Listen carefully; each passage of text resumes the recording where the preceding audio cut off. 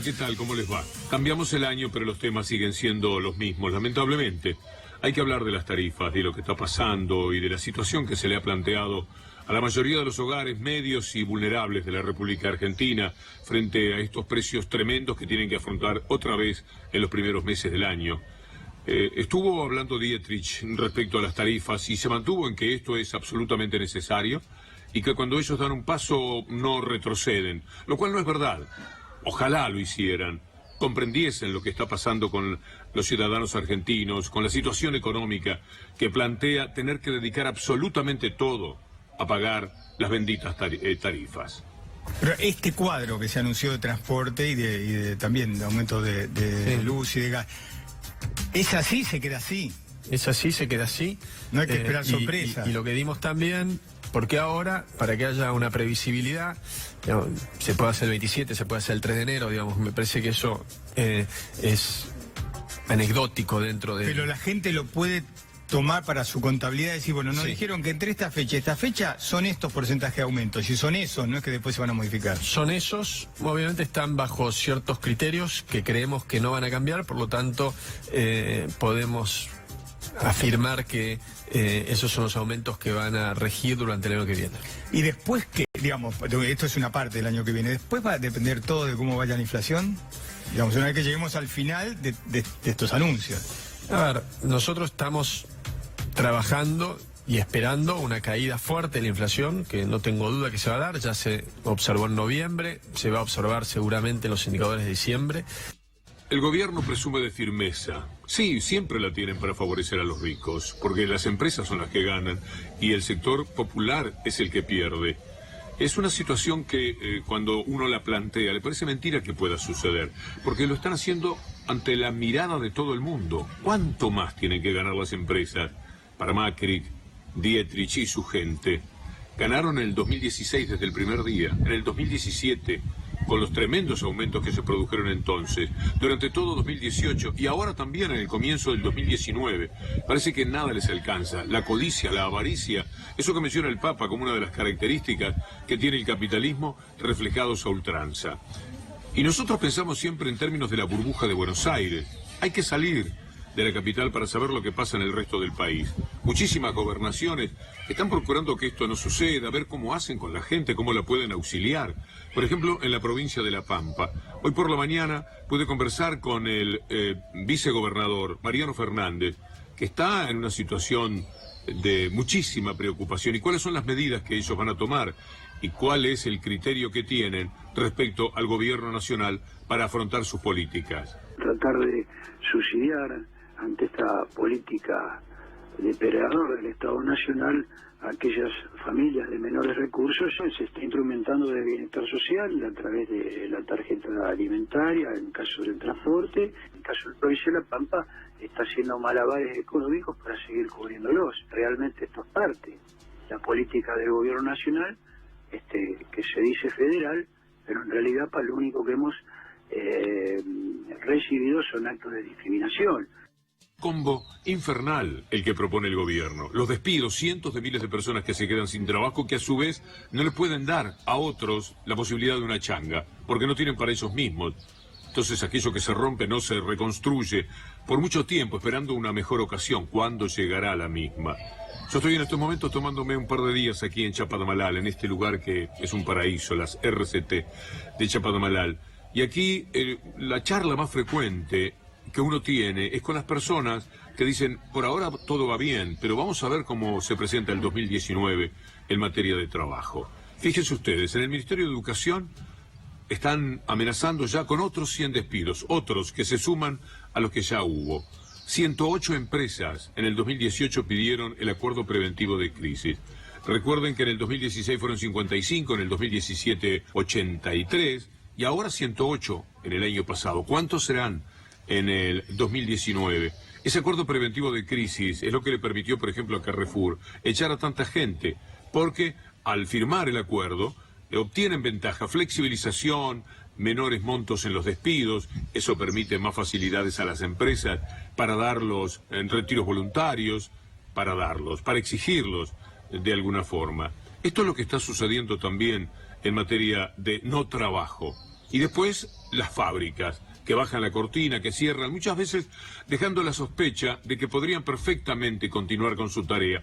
Es lo que piensan los empleados de Ex Nidera, que hoy fueron entrevistados por mi compañero y amigo Mauricio Polchi. Son 200 familias que han quedado sin el pan de sustento de la mesa de cada día. Por lo que veo, un muchacho grande, sí, antigüedad. Es verdad, hay compañeros que tienen 25 años, 20 años, 15 años. Toda la vida acá adentro. Toda la vida acá adentro. Y ahora en la calle.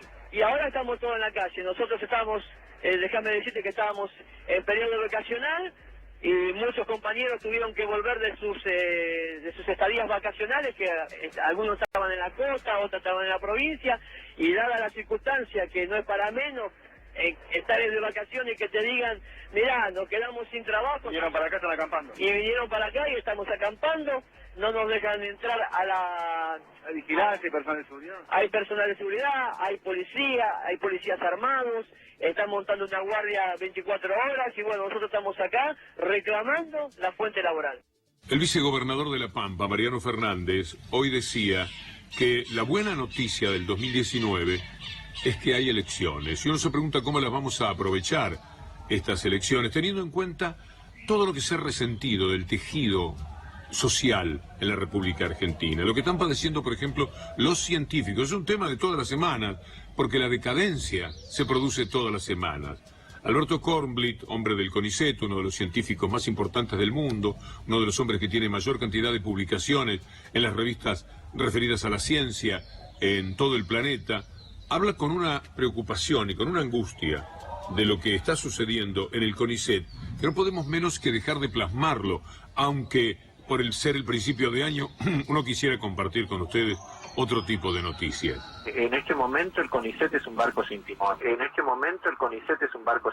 No está con una meta a donde quiere llegar. Está subsistiendo la muerte y no va a morir, obviamente, porque no vamos a permitir que eso ocurra, pero quiero decir que no está en condiciones de seguir metas.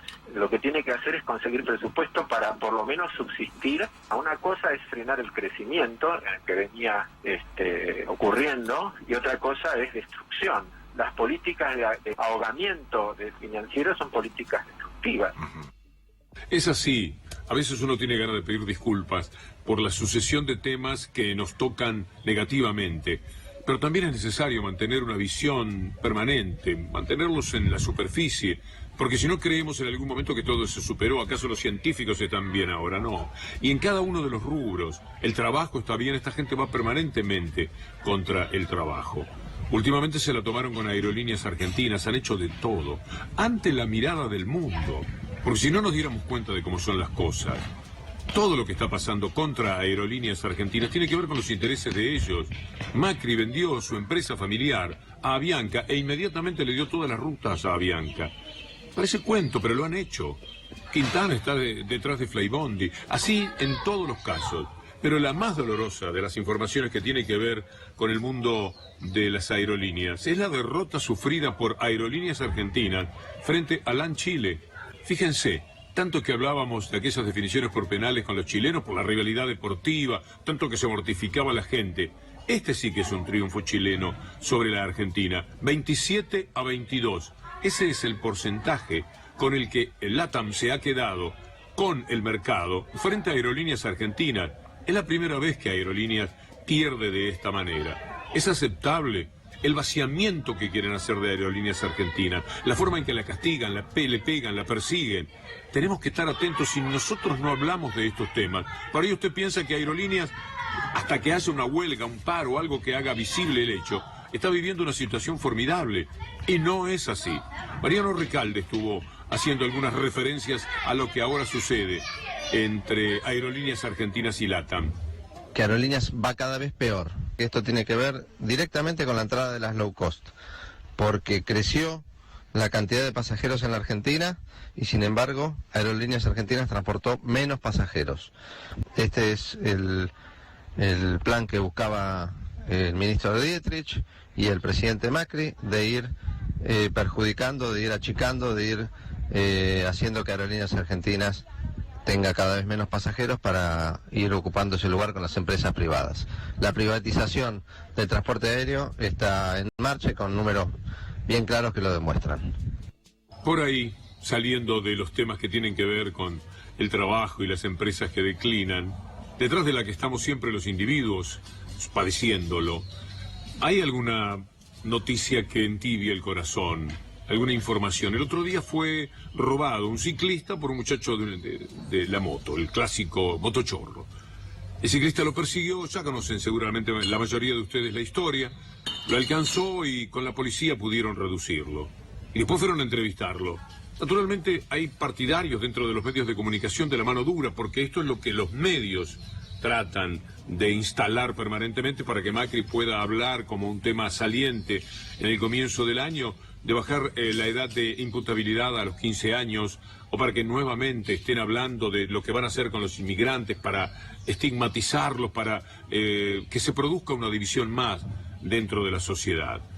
Fueron a hablar con ese joven, Juan Pablo Teles se llama, creyendo que iban a encontrar un hombre enojado, resentido, que estaba pidiendo mano dura, que hay que matarlos a todos. Esas cosas terribles que no solo se escuchan de algunas personas del común, sino también en los medios de comunicación, lo cual es atroz. Y Juan Pablo Teles dio una lección de civilidad, de capacidad para observar el mundo, de comprensión de ese mundo, en el que hay tantas, pero tantas víctimas, de las cuales algunos después se convierten en victimarios. Estaba viajando en una de las bicicletas del gobierno, porque la verdad que el precio del transporte público es totalmente privativo hoy en día, así que opté por esta opción. ¿Te manoteó una moto? ¿Metieron la mano y se llevaron la mochila? Sí, un segundo. Pensé que tal vez con el tráfico podía llegar a alcanzarlo, la verdad que no es muy rápida esa bicicleta, pero lo intenté, tuve suerte, pero fue un momento de bastante violencia para mí, y esa fue la peor parte, la parte en la que habían 3 armas apuntando al lugar donde yo estaba, sobre todo a partir de la doctrina Chocobar, ¿no? Me dio, esa fue la parte que más miedo me dio, la verdad. No quería ningún tipo de linchamiento, eso tampoco me hubiera gustado que suceda. Si vamos a hablar de inseguridad y vamos a hablar de educación y de oportunidades, me parece que la noticia también tiene que ver con todas las escuelas nocturnas que se cierran y las faltas de oportunidades que hay. Yo creo que esa persona me robó, no me conocía, yo no la conozco. ¿Te parece que lo de las escuelas tiene algo que ver con un motochorro?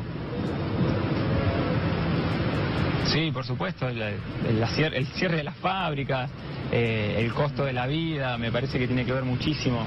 Vos dijiste muchísimo con los casos de inseguridad que van a ser cada vez más. Estaría buenísimo que tenga oportunidades laborales concretas. ¿Lo justificás, digamos? Creo en la educación, creo que siempre se habla en estos casos. Pero creo que lo entiendo, sí. Vos me preguntás si a mí me interesaba qué pasaba después con él, y no tengo animosidad, no me interesa. Sí me interesa que no me robe, que no robe a nadie, y creo que lo más importante para que no hayan robos es que haya educación, y por eso el cierre de las escuelas nocturnas me parece como una noticia importante, y creo que tiene que haber oportunidades laborales, y el cierre de tantas fábricas también me parece una noticia muy importante. Yo lo que estoy diciendo es que no la conozco a la persona que me robó y que no tengo animosidad contra esa persona, y que es muy probable que si hubieran otras oportunidades, yo creo que se dedicaría más a trabajar que a robar. Por supuesto que siempre hay gente que roba, ¿no? En distintos niveles.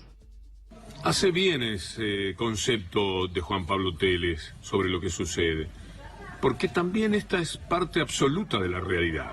Cuando hay tanta hambre, cuando hay tanta angustia, son millones y millones de personas los que padecen. ¿Cómo no va a haber cientos o algunos miles que salgan a cometer lo que llamamos delito, el delito de ellos, porque el delito que sufren de parte del capitalismo no consta? Los delitos que comete el gobierno, en este caso, no se mencionan, se hablan de los de la gente. Delinquir por primera vez debe ser algo tremendo para aquel que nunca pensó que le iba a suceder. Y cuando la desesperación lo arrastra a eso, bueno, llega la hora del delito. Y después del primero, ya habrá naturalidad para estar dentro de ese mundo. Pero lo primero, en muchísimos casos, en una inmensa mayoría, porque no puede ser el delito una vocación, es la necesidad, es el empuje tremendo que dan las situaciones sociales que a ellos les toca padecer. Tal es así, que no hace mucho tiempo, vale la pena reiterarlo, aunque ya lo hemos visto en el programa, Perroni, el hombre más importante de la policía bonaerense, dijo que muchísima gente de la que él trata, de lo que los policías tienen que enfrentar, están cometiendo su primer delito. Hay un problema social que es obvio, que hace que la persona que tenga la necesidad de comer, por decirlo de alguna manera, el delito más simple aumenta, y es sobre el cual más estamos trabajando con las zonas rojas, porque es una cuestión. Hay gente que delinque, que es la primera vez que está pasando, que antes no lo hacía, pero por una necesidad más que de delinquir, la de un apremio económico, que es lo que está pasando.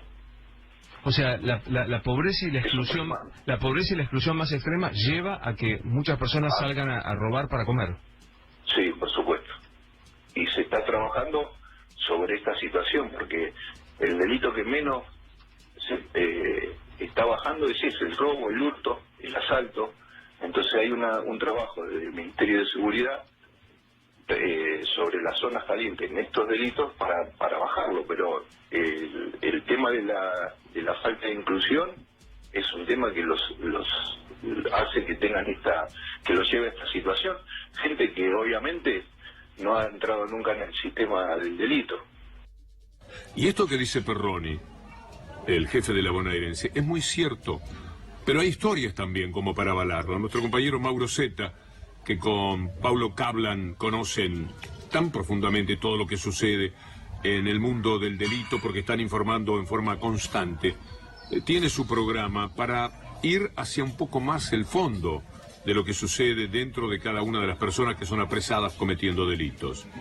Y estuvo hablando con un señor que se llama Leandro Romero. Hasta los 20 años, su papá había muerto muy joven. En una situación de desesperación robó por primera vez. Después consiguió trabajo y estuvo 7 años sin participar de ninguna forma de delito. Otra vez lo echaron de una textil, lo dejaron sin trabajo, ya tenía 3 hijos. Y entonces él cuenta cómo se lanzó nuevamente al tremendo drama del delito que ahora lo tiene en la cárcel. A los 18 años. ¿Y ahí hasta ahí habías cometido algún delito o nada? Hasta ahí no había cometido ningún delito. Me equivoqué a lo que lo llamo desesperación. ¿Qué es la desesperación? Desesperación es no tener un plato de comida para tus hijos. Cuando empecé a trabajar en una empresa privada como correspondía, perdí el trabajo, la fábrica se venía en quiebra y buscando trabajo, no me salió nada. Y tomé yo la decisión de ir a robar.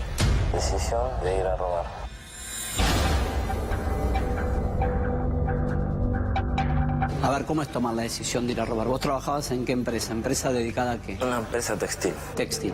¿Con quién vivías? Estaba viviendo con mi exmujer y mi hijo. ¿Pero así todo saliste a afanar? Así todo salí a afanar.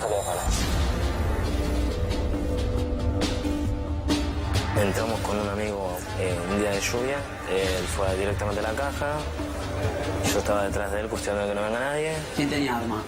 Él, estaba armado. ¿Y vos? No. Subimos al lote y nos fuimos. ¿Se llevan la plata a la caja? Nos llevamos la plata a la caja. ¿Los elegiste a tu mujer? Ella pensó que venía por otro lado, que yo llegué tarde a casa. Y no, a los 2 días le conté la verdad. La historia de Leandro Romero rompe el corazón. Hay que acercarse más profundamente a la misma, busquen la forma de hacerlo, porque vale la pena. Que nos quita de encima algunos prejuicios de que hay personas que nacen nada más que para delinquir, y para matar, y para llevarse adelante a la gente, y nos mete el neoliberalismo en una lotería todavía mayor de la del propio capitalismo. Ruedas que van girando en sentido contrario. Las personas que hacen una vida más común y corriente, que son la inmensa mayoría, en una especie de rueda del infortunio que va contra la otra rueda, cada día más alimentada por el neoliberalismo, de más personas que están en la desesperación y que salen a delinquir. Y para esto el gobierno, ¿cómo se prepara? Diciendo, bueno, vamos a reprimir más, vamos a atacar más, vamos a ir cada vez más contra ese tipo de violencia, sin pensar en la violencia propia. Y ahí es cuando aparecen, por ejemplo, las pistolas Taser, que son presentadas como la panacea por parte de Patricia Bullrich. Bueno, en primer lugar, es una decisión que está tomada. Nosotros ya estamos analizando la posibilidad de una licitación para la compra de las primeras pistolas Taser. Lo está haciendo nuestra Secretaría de Coordinación, a cargo de Alberto Foric. Y queremos trabajar en lugares en los que lo que se precisa es un un arma de carácter intermedio, porque el uso del arma o inclusive el robo que puede sufrir un policía o un miembro aeroportuario es mucho más complejo. Por ejemplo, en los trenes, cuando la policía está en un vagón de un tren, muchas veces el tren va con gente parada y no tiene posibilidad de salir rápido de un lugar a otro si hay una agresión. Tiene que andar entre la gente y el uso de un arma común es más complicado que un arma de carácter intermedio. Si el gobierno pudiera entender que no es por el camino de la represión, de tener más policías, sino del trasfondo que hay detrás de lo que llamamos el delito, si pudiera ir a las razones de fondo y de peso, ¿pero qué lo va a hacer? Todo lo contrario, se aleja de todo eso, por ideología, por conveniencia en este momento, porque el neoliberalismo no le permite ni soñar con atender correctamente las necesidades de la gente. Entonces, va a haber muchos más que cometan delitos, tiene que haber mucho más represión. Nunca se va al fondo de la cuestión, ya no solo por el capitalismo, sino fundamentalmente por el neoliberalismo.